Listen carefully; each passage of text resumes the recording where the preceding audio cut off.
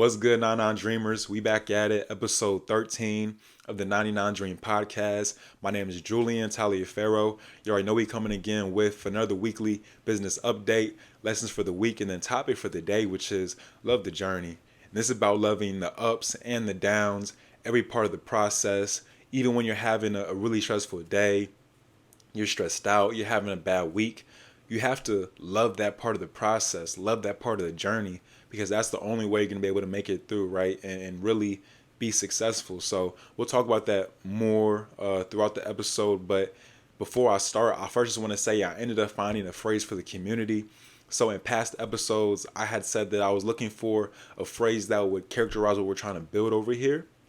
And I found it. And it's dream until you can't dream anymore, then dream again. And I think that's perfect, and it characterizes what this 99 Dream community really is about. And it's about achieving our dreams. And what's the first step to that?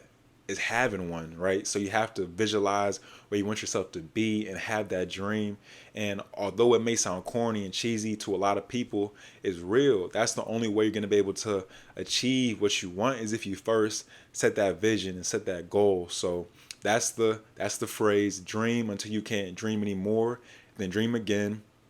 And yeah, that's it. So I also just want to let you guys know that I'll be joining an incubator based in Miami. I'll be joining the Branches Micro Business Incubator. And this is really exciting for me because I get to be a mentee. I get to get coached. I get to learn a lot of business principles, management principles about business, financial things that allow me to really become a better business owner. It'll allow me to network. So I'm really excited to join this incubator, and you guys will be able to see, my journey throughout this process as well. But now we can kind of get started with the episode for the quote for the day, which is take care of self and thou shalt receive unlimited wealth. This is from 38 Special, but it's basically just you got to take care of yourself. And what that looks like for me is make sure I eat better, right? Feeding myself the right foods. So if I feed myself the right foods, then that means I'm going to be wealthy in my productivity. I'm going to be wealthy in how I attack my tasks for the day. I have to feed myself knowledge as well. And that way I can grow and my business can grow. My business can be wealthy. So that's the quote for the week. Take care of self and thou shalt receive unlimited wealth. And now we can kind of roll over to my business update, where I first want to talk about my e-commerce and a couple of the tasks that I've been able to knock down this past week, and then things I've been thinking about and doing. So starting off, I've been able to get my pages and my domains for my brand, right? So I have my overarching company, but I'll be having multiple brands underneath that company. So my first brand is from this product that I have, that I chose, right? And I've been able to create like a brand name and everything and a logo. So I started acquiring my pages, my Instagram page, Facebook, and acquiring my domains. So I have that internet real estate. But also I've been able to do keyword research. And this is going to be more beneficial once I actually put my listing up on Amazon, but me having the correct words for buyers to find my product. So when they go on Amazon, if they're typing in a relevant phrase or relevant keyword, then my product will come up, right? Also, I did research in the freight forwarders, and freight forwarders are really crucial in the process of, figuring out how you want to get your shipment from China to the US. But where I'm at now, it'll be a lot easier for me to deal with one party. So I won't be using a freight forwarder for this initial run of my inventory. And I'll be doing a DDP, which is delivered duty paid. And this is when the supplier is actually required to make the product and also ship it all the way from, China to US. So in previous episodes, I also said that I wanted to do FBM, which is fulfilled by a merchant, where, I would go to UPS and ship off my products. But, I've been thinking now that I just want to go right into FBA. And from there, I'll have my supplier ship my product from China all the way to the Amazon fulfillment center, right? So I won't even need to touch it. And from there, it's a lot easier of a process, and it takes things off of my task list, right? And it's more passive. So that's what I'm looking at. And also, I've been able to determine a pricing strategy. So I was actually kind of, stressed out a little bit about my product because, I chose it and everything, and it's a great product, but the shipping cost to get it from China to US is kind of unknown at this point. So I don't know how much that would affect my profit margin, right? But part of that is because the way I was looking at my profits is by setting up my listing as the same as the offering of my competitor, right? And I ended up talking to my mom, who I'm gonna say is my mentor, but she's really good with business stuff and is really accomplished. And she was telling me that I don't have to look at my listing as the same as my competitor, right? I don't have to have the same offering. And if anything, my offering should be better and it should be optimized for me to make sure that I have the greatest profit margin and I can make the most profit from whatever I'm offering, right? It doesn't have to be what they're doing. So I didn't really think about it from that perspective, so that's why it's always great to have a mentor, right? So that's why I'm excited to join this incubator program so I can hear different perspectives and how that could affect my business and allow me to grow. So determine my pricing strategy, right, for e-commerce, and now we can also just keep moving on next steps for that and keep moving and rolling and really try to get my product set up for being on Amazon. Also, I just want to highlight a little bit for a second about my comic. So I reached 51 followers, so I hit the 50 mark. And I just want to say that my followers have kind of stalled out for a second. The moment I kind of hit 40 followers, and part of it is because Instagram has blocked my ads. And I've realized that it's hard to market on the internet, right, if you're not using paid advertising. So unless you have a brand or product that's already naturally has a lot of viewership and people who just go to look up that topic, then you're going to get views. But if not, and you're in a more, area that doesn't get as many customer views, then you have to pay for advertising, right? And that's where I feel like I'm at with my comic. And since Facebook blocked my ads, I can't do anything about it. So now I have to find ways to be creative and market my comic. And I think this is cool just because it allows me to build up, my creative skills and allow me to think at marketing a different way. So whatever I'm learning now, I could possibly even implement this marketing to my e-commerce. But I have created solutions on how I can, possibly get more viewership on my comic, but most of it is person to person, so not in digital advertising. And I'm not sure what the response will be from these efforts, but I am going to try it, and this way, it'll be better than no promotion at all, right? So just wanted to highlight that, but that's my business update. Now I can kind of talk about my 2 lessons for the week. And my first one is just about me trying to build my integrity, and it's about lying. So I'll kind of paint the picture for you guys. And although it's a small situation where like I made a small choice to not do something, to not lie, it's overall benefit because it's me taking one step further to me being the person that I want to be. So it's finals, like you guys know, and I have a lot of group projects that I'm working on. So in one of my classes, the deadline is approaching for a paper, a 12-page paper, and it's the night before, so it's Wednesday, and I think the paper is due on Thursday. And at this point, I've written up my share of the project, so it's 6 pages is done, but my partner hasn't written anything yet in the paper, and I think it's the day before the project. So I hit him, right? I hit my partner, and then she responds back saying, "Oh, like I thought the paper was due on Friday." And then from there, I'm like, okay, I'm not sure.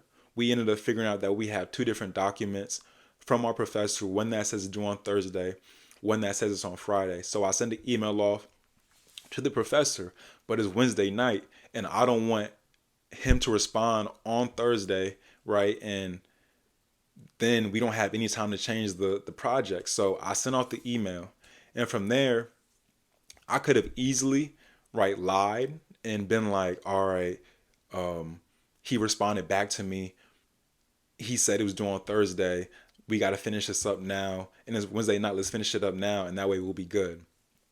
And, instead of doing that, I ended up just, trying to communicate, my feelings on the situation and just instead of easily lying and getting the paper done, I just said, you know what? It's been an hour since I sent the email off. He hasn't responded yet, but I don't want him to respond tomorrow morning and the paper's not done. So let's just try to finish it up tonight and then we'll be good. Right. And I said that instead of easily lying. And from there, it's just about making that easy decision, that simple decision to try to be a man of integrity, right? And try to take every step and become the person that I want to be, right? And have the character that I want to have. Also, my second lesson of the week is from Virgil Abloh, right? And I was watching a talk that he had when he was giving one to Harvard students in the architecture design school. And what I realized is that I forgot that I'm an artist, right? I forgot that I'm also a creator. And as an engineer, right, by trade, I've always felt that I've been artistic and creative. But when looking at it in an entrepreneurship lens, I didn't realize that I'm building a business, right? So I have to be creative in my business, and it takes an artist to build something, beautiful. And that's what I ultimately want to build, right? So I realized that I needed to be an artist, and he was saying that to the audience, that what is your signature, right? What is your personal design language? What have you did in your past projects, in your history? What are you doing now? That's the similar, right? What is your signature line? What makes what you create you? And this was kind of cool for me to kind of think in my head, what is my signature? And then how can I apply the same signature to my businesses, to my podcast, to my e-commerce, and every endeavor that I'm going to do in the future, right? So that's kind of cool. And that's kind of like my lesson for the week, just around like building integrity and then, being an artist, right? But understanding that you can be an artist in the business as well. And it's important to think of yourself that way. But now we can kind of get into the topic for love of the journey. And this is really just about like, you can tell yourself that you're ready for the journey. You can tell yourself that, you're ready for it, but it's one thing to say it and then it's one thing to actually do it. It's one thing to actually go through it. And, I was stressed out the other night just thinking about my product and like my next steps. And I was feeling kind of overwhelmed about, this entire process. But, you know, I ended up staying grounded just by staying present. And right. So I actually ended up putting on my own podcast, right? And just try to calm my mind and listen to myself, right? A lot of these lessons that, I say in this podcast, they're actually really good lessons. So me personally, is one thing to say it, but I also need to take the lessons in and use them in my own life, right? And that's kind of how I stay grounded. And from there, I kind of transition to like watching other videos like billion-dollar startups, multi-million-dollar startups, different things, tech startups, engineering startups. And I realized that I fully believe that I could be that person, right, who builds something like that. And I can see that, but I just can't see what it looks like exactly, right? It's kind of like hazy, or I can see the idea, but the canvas is blank. So that's kind of exciting for me because it allows me to, paint the picture, right? Paint the landscape of what is going to look like in the future each and every day. But because I'm so early and like such in the beginning stages of this process, I'm not even painting yet. I'm just picking out the canvas. But I still have to be, elated and overjoyed that I'm in that process, that I'm picking the right canvas for me to set up my correct, for me to set up my mindset, right? For me to set up how I value making decisions, for me to set up how I think, right? Making sure that I'm thinking the right thoughts. So me choosing and being in this situation now where I have to value each and every decision, no matter how small it'll be, it allows me to, build up confidence. And David Shands once said this quote saying he wants to be a person that God can trust with abundance. And I think what he meant by this is that you have to value the small things to even be trusted with a lot. So once you value the small things, once you value how you take care of yourself, once you value your health, once you value how you talk to people, how you care for people, once you value your business, once you value every decision, then you can be trusted to have a lot. And then from there, you can really make a difference. You can really make an impact. So, that's why I'm excited to be in this process, right? Even when I'm having a down day, knowing that I can then look back, a month from now, look back a year from now, remember those thoughts that I was thinking, and knowing that that's all part of the process, and that those moments make me who I am, right? Those moments are the critical, like, moments that make me how that like it make me what I am, and it'll really determine how successful I'll be from how I react to those situations, right? So, I'm just really excited about where I'm gonna be in a year, where I'm gonna be in 2 years, and that's kind of what I'm thinking about, just for love the journey. And my next steps for me are just to continue working on my project, really try to tap in with this incubator and learn as much as I can. And then my finals finally ends on Friday. So after that, I really need to hit the ground running and get my product up and running before next semester starts. So that's what my next steps are looking at. And all right, let's go and get it, y'all. Go and achieve y'all 99 dream. And it's 99 dream because you are going to achieve your dream. And it would be 100%, but nobody's perfect. So you're going to achieve 99% of that. And let's go and let's get it.